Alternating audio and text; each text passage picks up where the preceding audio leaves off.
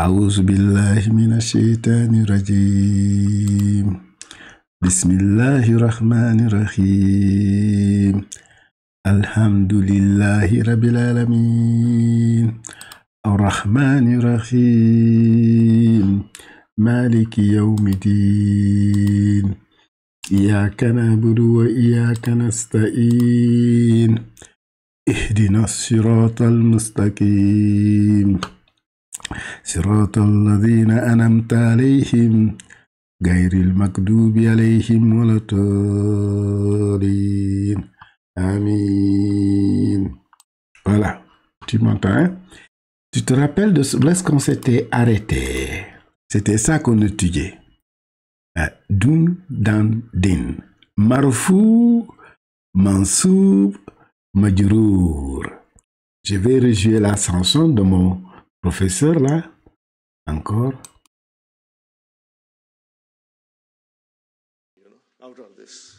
When I say dun, c'est marfou. Quand je dis dan, c'est mansou. Quand je dis din, c'est majrour. Quand je dis sum, c'est marfou. Quand je dis dan, c'est mansou. Quand je dis din, c'est majrour. Alors, din din. Dun dan dan din din. Dun dun dan dan din din. Dun dan dan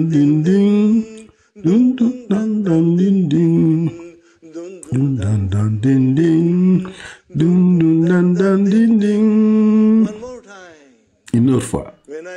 Dun, c'est marfou. Quand je dis dan, c'est mansoub. Quand je dis den, c'est majrour.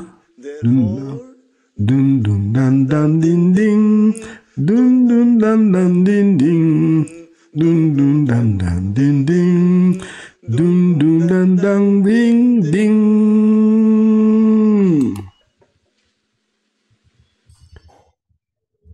Voilà, on passe à la prochaine fois. On avait étudié le dun, le dan. Maintenant, c'est le din qu'on va étudier. Et majrourin. Majrourin, le cas génitif. Au nom est majrourun lorsqu'il suit une préposition. Tu te rappelles, ce sont les prépositions. On appelle ça harf jarin. Les prépositions harf jarin. Ok? Harf jarin, fi, ala, min, an, ila. Tu te rappelles de ce qu'on a étudié? Attends, je vais amener la page. On est au 367. Il faut que je te donne 367. Il faut que je retourne à Olala qu'on a étudié. Mais voilà. Et voilà.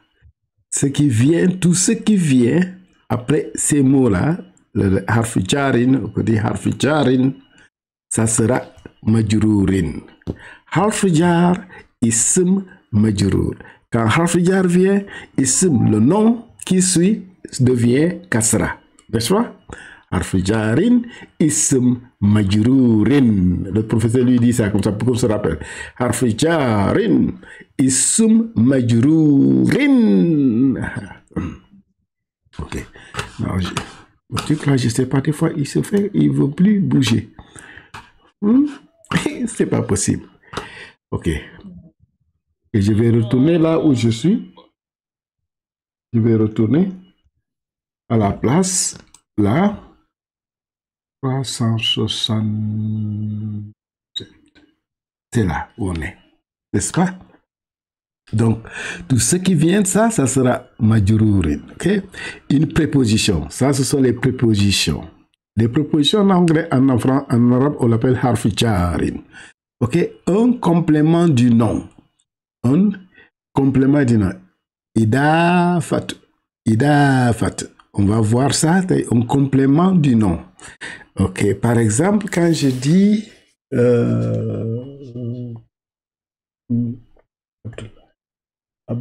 ok, Abdullahi. Abdullahi. Okay? Abdullahi. Okay? Abdullahi. Nous, on l'appelle Abdullahi. Abdullahi. Okay. C'est Abdullahi. Okay. Okay. On va essayer les marqueurs du cas génitif. Les marqueurs du cas génitif. Okay. Majrurun. Quand est-ce qu'on voit ça? Quand tu vois kasra, ok, kasratun, pour les noms singuliers. Par exemple, un exemple, fi masjidi. Fi masjidi, dans la mosquée. Fi masjidi. La mosquée s'appelle masjidun. Parce que, ou bien on dit al-masjidu ou masjidun for al-masjidu c'est propre. On sait quel masjid. Quand je dis la mosquée. Mais quand je dis une mosquée, on dit masjidun. Quand on dit la mosquée, on dit al-masjidu. Quand c'est une mosquée, masjidun. Quand on doit dire la mosquée, on dit al-masjidu. On ne fait pas le dun. Donc al, c'est précis. On sait laquelle des mosquées.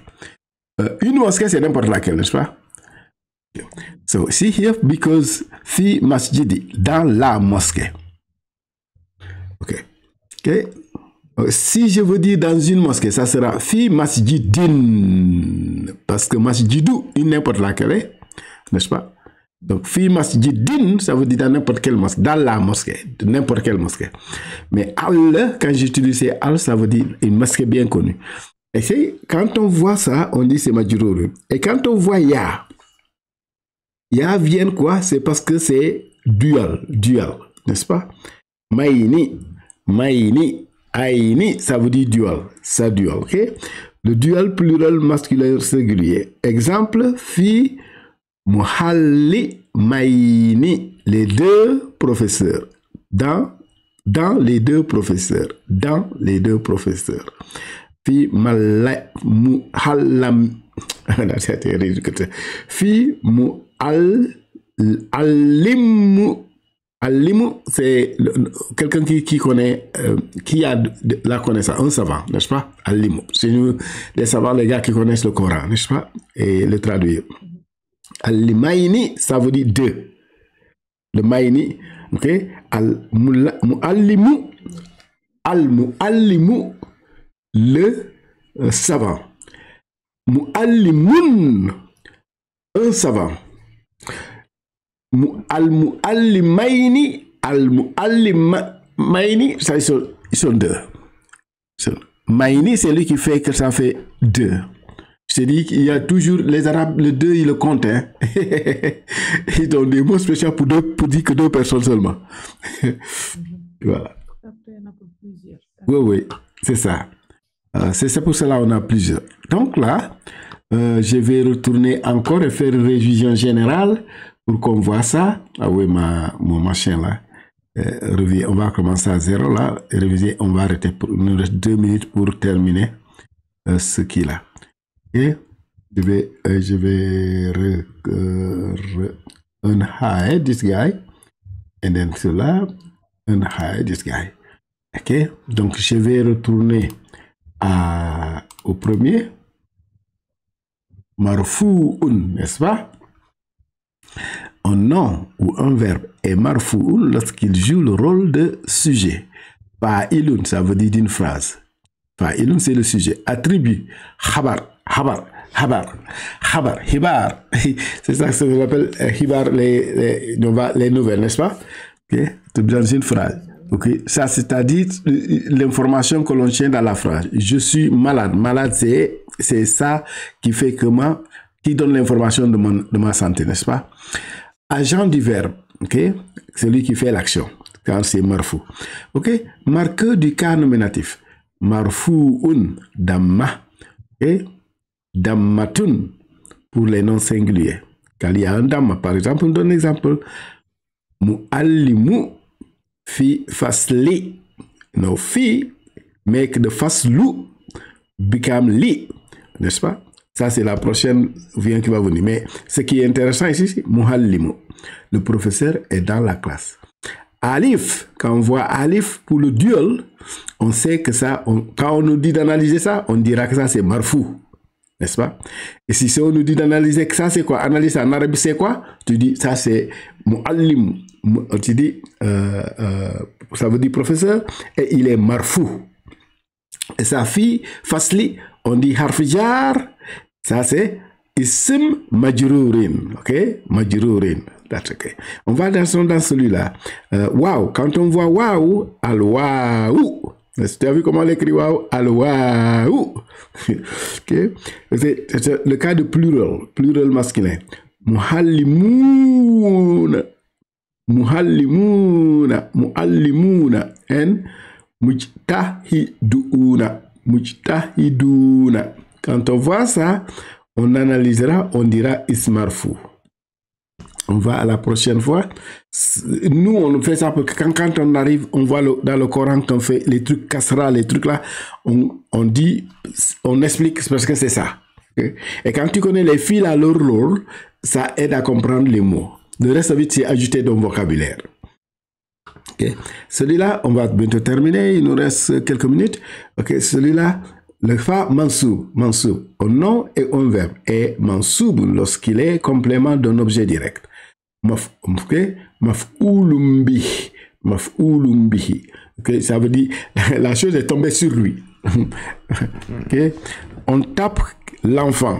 Qu'est-ce qu'on a tapé? L'enfant. L'enfant suit le coup de taper. Donc l'enfant, ça sera l'enfanta. Avec un fatah, n'est-ce pas? Okay. Okay. Et aussi quand il y a inna et ses sœurs. Inna et ses sœurs, inna, on va les voir. Inna, anna, inna et tous et ses sœurs, c'est des mots qui s'appellent, qui se comportent convenablement avec les mots qui les suivent. Comme inna, on les appelle, ce sont les sœurs de inna. Un complément circonstanciel. Harfu, halu, and then zarf. Zarf, c'est adverbe. Okay? Okay. Now, on va here, ce qui marque ça, c'est mansoub. Qu'est-ce qui fait que c'est mansoub? Quand on voit fataha. Quand on voit fataha sur un mot à la fin, on se dit, est-ce que c'est un marfou ou c'est pas marfou? Ok, j'ai vu le forfait. D'habitude, quand un verbe ici vient, le mot qui vient après, d'habitude, c'est fataha. On dit, qui tu as vu? Le professeur. Ok?